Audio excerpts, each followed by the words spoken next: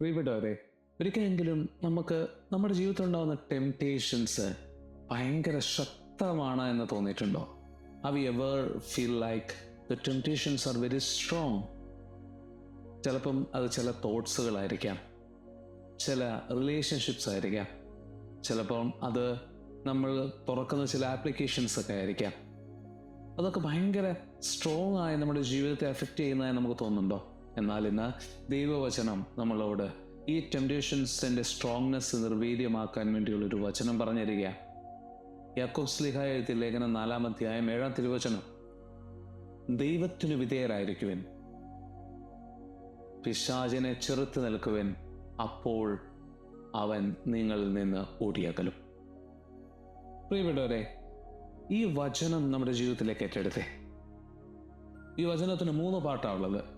ദൈവത്തിന് വിധേയരായിരിക്കുവിൻ, പിശാചിനെ ചെറുത്ത് നിൽക്കുവിൻ, 3-ാമത്തെ പാട്ട് അവൻ നിങ്ങളിൽ നിന്ന് ഓടിയകന്നുകൊള്ളൂ. എന്താണ് ദൈവത്തിന് വിധേയരായിരിക്കുക എന്ന് പറയാൻ? Submit to God. ഇന്നത്തെ കാലഘട്ടത്തിൽ യുവാക്കളായ നമ്മളെല്ലാം പലപ്പോഴും ചിന്തിക്കുന്നതാണ്, ഒരാൾക്ക് സബ്മിഷൻ ചെയ്യുക എന്ന് പറഞ്ഞാൽ that means A weakness.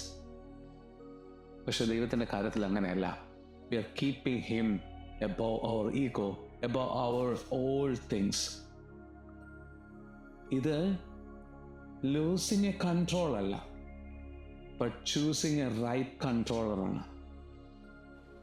Submit ചെയ്യുമ്പോൾ നമ്മൾ പറയുകയാണ്, ഗോഡ് ലീഡ് അവർ ലൈഫ്. എന്തു മനോഹരമായ സബ്മിഷനാണിത്. ഇവിടെ നമ്മളുടെ കുറവുകളല്ല, ഇത് നമ്മൾക്ക് നമ്മുടെ മുമ്പോട്ടുള്ള ജീവിതത്തിൽ നമ്മുടെ ടെംപ്റ്റേഷൻസിനെ ഫൈറ്റ് ചെയ്യാൻ നമ്മൾ എലോൺ അല്ല, ദൈവം നമ്മുടെ കൂടെ ഉണ്ട് എന്നുള്ള ഒരു ഉറപ്പാണ്. Submit, you will get his presence. You won't fight alone. 2-ാമത്തെ കാര്യം, പിശാചിനെ ചെറുത്ത് നിൽക്കുക.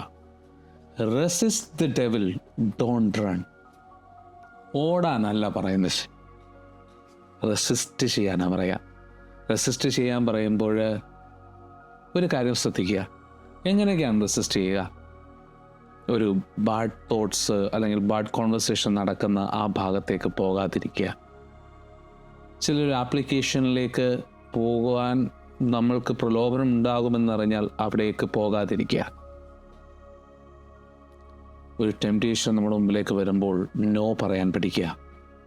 പ്രാർത്ഥനയെ നമ്മുടെ ജീവിതത്തിലെ എല്ലാത്തിനും ഇമ്പോർട്ടൻ്റായ ഒന്നായി മാറ്റിവെക്കുക, പ്രയോറിറ്റി കൊടുക്കുക. നമ്മൾ ഷൗട്ട് ചെയ്യണ്ട, വിശ്വാസത്തിൽ ഉറച്ചു നിന്നാൽ മതി. Stand firmly in our faith. അപ്പോൾ പിശാചിനെ നമുക്ക് ചെറുത്ത് നിൽക്കാൻ പറ്റും. പ്രിയപ്പെട്ടവരെ, 3-ാമത്തത് ഒരു പ്രോമിസാണ്. അപ്പോൾ അവൻ നിങ്ങളിൽ നിന്ന് ഓടിയകലും. അവിടെ മേ ബി അല്ല പറയുന്നത് എന്ന് പറഞ്ഞാൽ ചിലപ്പോൾ അവൻ ഓടിയകന്നുകൊള്ളൂ ആയിരിക്കും എന്നല്ല, സ്ലോലി പോകുമെന്നല്ല പറയുന്നത്, അവൻ പയ്യെ പയ്യെ പൊക്കോളും എന്നല്ല പറഞ്ഞത്. It is a firm promise. അപ്പോൾ അവൻ നിങ്ങളിൽ നിന്ന് ഓടിയകലും. The devil must flee. പ്രിയപ്പെട്ടവരെ, ഇത് ദൈവം നൽകുന്ന പ്രോമിസാണ്. എന്തുകൊണ്ടാണ് അവിടെ ഒരു സംശയമുദിക്കാതെ സാത്താൻ നമ്മളിൽ നിന്ന് ഓടിയകലുമെന്ന പ്രോമിസ് ലഭിച്ചത്? കാരണം ആ യാത്രയിൽ നിങ്ങൾ ആദ്യമേ സ്വയം സമർപ്പിക്കപ്പെട്ട ആ ദൈവത്തിൻ്റെ കൂടെയുള്ള ഒരു ശക്തി നിങ്ങളുടെ കൂടെ. എന്തുകൊണ്ടാണ് അവൻ തീർച്ചയായും ഓടിയകലും എന്ന പ്രോമിസ് നമുക്ക് ലഭിച്ചത്? കാരണം 1-ാമത്തെ പാർട്ടിൽ നമ്മൾ സ്വയം സമർപ്പിക്കപ്പെട്ടപ്പോൾ ദൈവം നമ്മുടെ കൂടെ യാത്ര ചെയ്യാൻ തുടങ്ങി. പിശാചിനെ ചെറുത്ത് നിൽക്കുമ്പോൾ അവൻ ഓടിയകലാൻ തക്ക വിധത്തിൽ ദൈവം നമ്മളോടൊപ്പം വസിക്കാൻ തുടങ്ങി.